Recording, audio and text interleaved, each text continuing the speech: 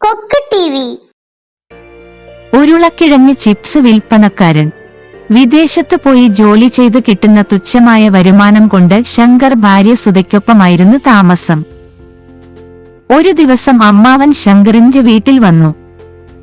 സ്വാഗതം അമ്മാവൻ. വീട്ടിൽ അമ്മായിയും കുട്ടികളും എല്ലാവരും നന്നായി ജീവിക്കുന്നു. എല്ലാവരും സുഖമായിരിക്കുന്നു. സുധ അമ്മാവന് ഭക്ഷണം കൊടുക്ക്.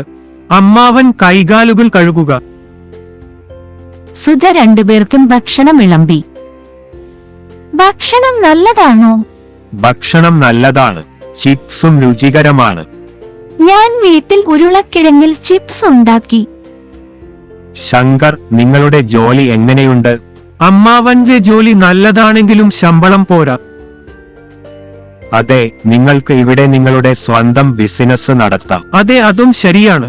എന്ത് ബിസിനസ് ചെയ്യാം? സുധ നന്നായി ചിപ്പ് ചെയ്യുന്നു. നിങ്ങൾക്ക് അവ ധാരാളം ഉണ്ടാക്കി വിൽക്കാൻ കഴിയും. ഇത് ചിപ്സ് ഉണ്ടാക്കാൻ കുറഞ്ഞ സമയവും ചെലവും എടുക്കും.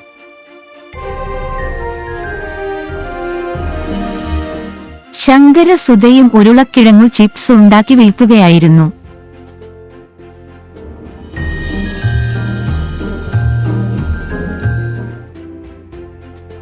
തുടക്കത്തിൽ ചിപ്സ് നന്നായി വിറ്റു.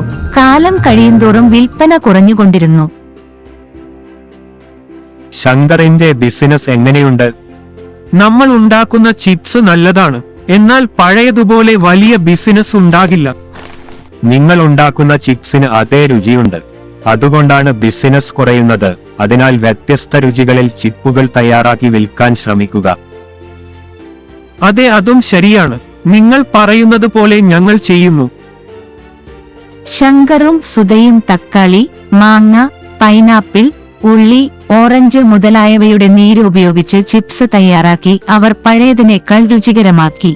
വിവിധ രുചികളിൽ ചിപ്സ് ലഭ്യമായിരുന്നതിനാൽ വൻ കച്ചവടം നടന്നു. ശങ്കർ സുധയ്ക്ക് ധാരാളം വരുമാനമുണ്ടായിരുന്നു. സന്തോഷത്തോടെയും സുഖമായും ജീവിച്ചു.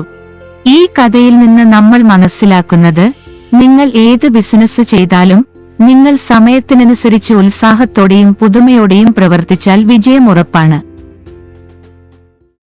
മാന്ത്രിക പാത്രം. രാമു ഒരു കർഷകനാണ്. തോട്ടത്തിൽ വിളയുന്ന പഴങ്ങളും പച്ചക്കറികളും വിറ്റു ജീവിച്ചു.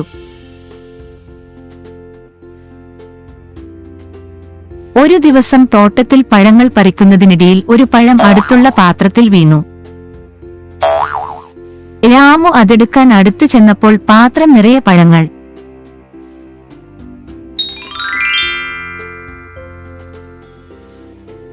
രാമു അമ്പരപ്പോടെ പാത്രത്തിലേക്ക് നോക്കി അത് വീട്ടിൽ കൊണ്ടുവന്ന ഭാര്യയെ കാണിച്ചു. ഭാര്യയും അമ്പരപ്പോടെ പാത്രത്തിലേക്ക് നോക്കി. ഇപ്പോൾ ഞങ്ങളുടെ എല്ലാ പ്രശ്നങ്ങളും അവസാനിച്ചു. ഈ മന്ത്രപാത്രം കൊണ്ട് ധാരാളം പഴങ്ങളും പച്ചക്കറികളും ലഭിക്കും. രാമു പഴങ്ങളും പച്ചക്കറികളും ഓരോന്നായി മാന്ത്രിക പാത്രത്തിലിട്ടു. ധാരാളം പഴങ്ങളും പച്ചക്കറികളും നേടി ധാരാളം ബിസിനസ് നടത്തി. കുറച്ചു നാളുകൾക്കു ശേഷം രാമുവിന് വരുമാനവും സുഖവും വർദ്ധിച്ച് ആഡംബരമായി ജീവിക്കുകയായിരുന്നു. രാമുവിന്റെ അയൽവാസിയായ സോമു, രാമുവിന് കൃഷിയില്ലാതെ എങ്ങനെ പഴങ്ങളും പച്ചക്കറികളും ലഭിക്കുന്നുവെന്നറിയാൻ രാമുവിന്റെ വീട്ടിലേക്ക് കണ്ണുവെക്കുന്നു. രാമൻ പഴങ്ങൾ മാന്ത്രിക പാത്രത്തിലിടുന്നത് അവൻ കണ്ടു.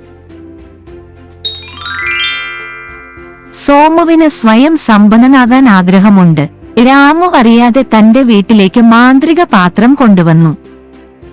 സോമു മന്ത്രപാത്രത്തിൽ പഴങ്ങളും പച്ചക്കറികളും ഇടുന്നതിനു പകരം ഒരുപാട് സ്വർണ നാണയങ്ങൾ കിട്ടുമെന്നും ഉടൻ പണക്കാരനാകുമെന്നും കരുതി സ്വർണ നാണയം കലത്തിൽ ഇട്ടു.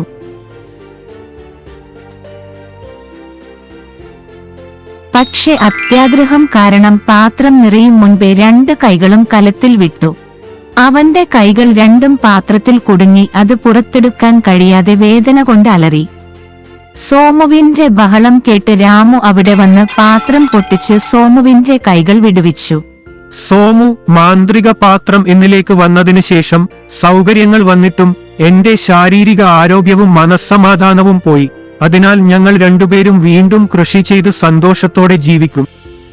ഈ കഥയിൽ നിന്ന് നമ്മൾ മനസ്സിലാക്കുന്നത്, കഠിനാധ്വാനമില്ലാതെ പണം സമ്പാദിക്കുന്നത് ദീർഘകാലാടിസ്ഥാനത്തിൽ സന്തോഷം നൽകില്ല എന്നതാണ്. അത്യാഗ്രഹിയായ ഉള്ളി വ്യാപാരി. പച്ചക്കറി കച്ചവടക്കാരനാണ് രാജു.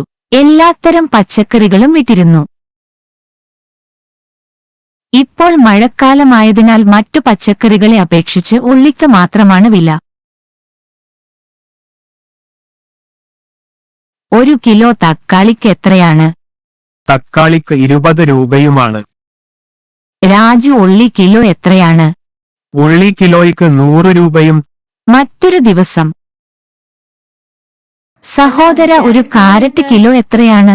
കാരറ്റ് കിലോയ്ക്ക് 40 രൂപ. 1 കിലോ ഉള്ളി എത്രയാണ്? ഉള്ളി കിലോയ്ക്ക് 150 രൂപ. അതെ അപ്പാ, ഉള്ളി 150 രൂപയോ? ഉള്ളിയുടെ വില ദിനംപ്രതി കൂടിക്കൊണ്ടിരുന്നു. ഇത് തന്റെ നേട്ടത്തിനായി ഉപയോഗപ്പെടുത്തി ധാരാളം ലാഭമുണ്ടാക്കണമെന്നായിരുന്നു രാജുവിന്റെ ആഗ്രഹം. രാജു ഉള്ളി മാർക്കറ്റിൽ പോയി ധാരാളം ഉള്ളിക്കെട്ടുകൾ വാങ്ങി. അത്യാഗ്രഹം കാരണം കടയിൽ സൂക്ഷിച്ച് കുറച്ചു ദിവസങ്ങൾക്ക് ശേഷം പൂഴ്ത്തിവെച്ച് കൂടുതൽ വിലയ്ക്ക് വിൽക്കാമെന്ന് കരുതി. രാജു തന്റെ വേലക്കാരനായ ഗോപുവിനോട്, ദേയ് ഗോപു, ഈ ഉള്ളിക്കെട്ടുകൾ ഞങ്ങളുടെ വീടിന്റെ പുറകിൽ ഒളിപ്പിച്ചു.